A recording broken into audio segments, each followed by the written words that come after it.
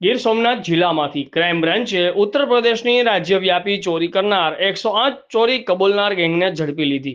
દેખાવ પૂરતા ગરમ ધાવડા વેચવાનું કામ કરતા 4 શખ્સોની ગેંગને ઝડપી પોલીસે યુપીની ગેંગની એવોનો પર્દાફાશ કર્યો હતો।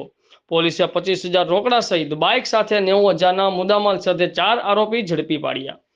પ્રભાસ પાટણના બાદલપરા ગામે ગત 14 તારીખના રોજ શીતલ પ્રોવિઝન નામની દુકાનમાં નહાવાનો સાબુ માગી વેપારીના હાથમાં રહેલ 7,700 રૂપિયા આંચકી લઈ અને કહેલ કે પૈસે દે દે વરના જાન સે માર દૂંગા। ત્યારે વેપારીએ ઘટનાની તુરંત પોલીસને જાણ કરેલ। પોલીસે સીસીટીવીના આધારે જિલ્લાભરમાં નાકાબંધી ગોઠવી હતી। ત્યારે સમગ્ર રાજ્યમાં 104થી વધુ ચોરી ચીલ ઝડપને અંજામ આપનાર આ યુપી ગેંગના 4 સભ્યોને ક્રાઇમ બ્રાન્ચે ઝડપી વધુ કાર્યવાહી હાથ ધરી છે। આચાર્ય ગેંગના સભ્યોની પૂછપરછમાં પ્રાથમિક કબૂલાત આપી હતી, જેમાં તેમણે ભાવનગરના પાલિતામાં 9 દુકાનો, અમરેલીમાં 3 દુકાનો, માધુપુરમાં 6 દુકાનો, સોમનાથમાં 5 દુકાનો, સાળંગપુરમાં 19, ગોંડલમાં 20 દુકાનો, ચોટીલામાં 21 દુકાનો, જસદણમાં 2 દુકાન, મોરબીમાં 7 દુકાન, ગાંધીધામમાં 3, માંડવીમાં 9 દુકાન, આમ કુલ 11 શહેરમાં 104 જેટલી દુકાનોમાં ચોરી અને ચીલ ઝડપ કર્યા હોવાનું કબૂલ્યું છે। પોલીસે વધુ તપાસ ચલાવી રહી છે અને રાજ્યવ્યાપી યુપીની તસ્કર ગેંગ બાબતે તમામ પોલીસ સ્ટેશનને જાણ કરવામાં આવી છે। Reporter Prakashbhai Karani, Azad media live, Veraval.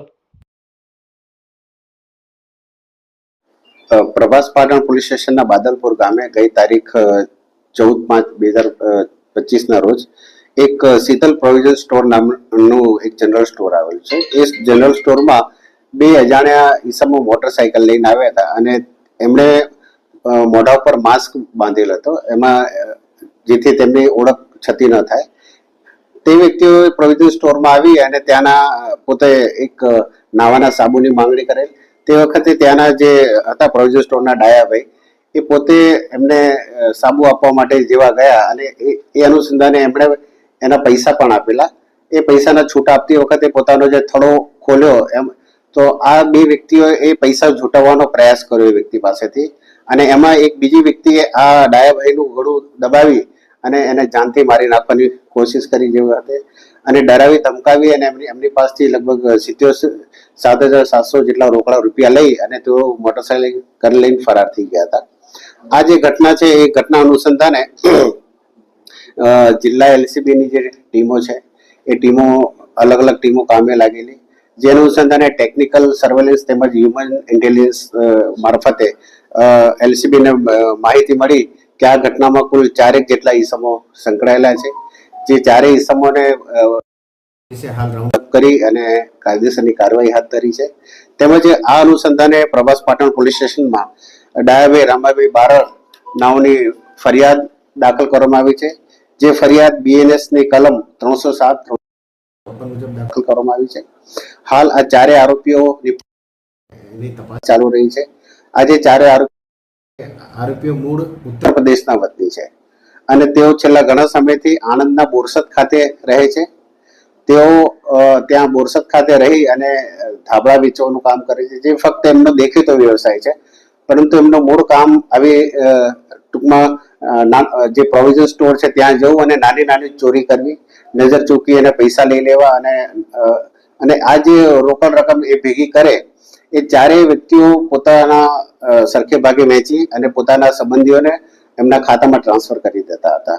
હાલ આ 4 આરોપીઓ પાસેથી પોલીસે 2 મોટરસાયકલ કબજે કરેલ છે અને 25,700 જેટલી રોકડ પણ કબજે કરેલી છે અને હાલ આરોપીઓને ધોરણસર અટક કરી અને આગળની કાયદેસર કાર્યવાહી ચાલુ છે। નામ શું છે?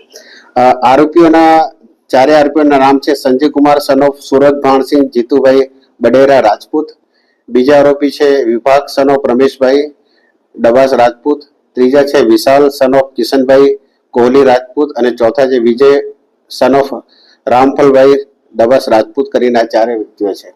ખાસ કરીને ગીર સોમનાથ જિલ્લા સહિત ક્યાં ક્યાં આવી ઘટનાઓને અંજામ આવ્યો છે, કેટલું ક્રાઇમ કર્યું છે? હાલ આરોપીની પ્રાથમિક પૂછપરછ દરમિયાન તેમણે છેલ્લા 1 વર્ષમાં લગભગ 11 જગ્યાએ એ લોકોએ આવી ઘટનાઓને અંજામ આપ્યો છે, જેની વિગતો એ લોકોએ હાલ અમને પોલીસને જણાવી છે। તેમજ એમાં જે એક આરોપી છે સંજય, એના વિરુદ્ધમાં જામનગર સી ડિવિઝનમાં પણ એક ચોરીનો એક ગુનો દાખલ થયેલો છે।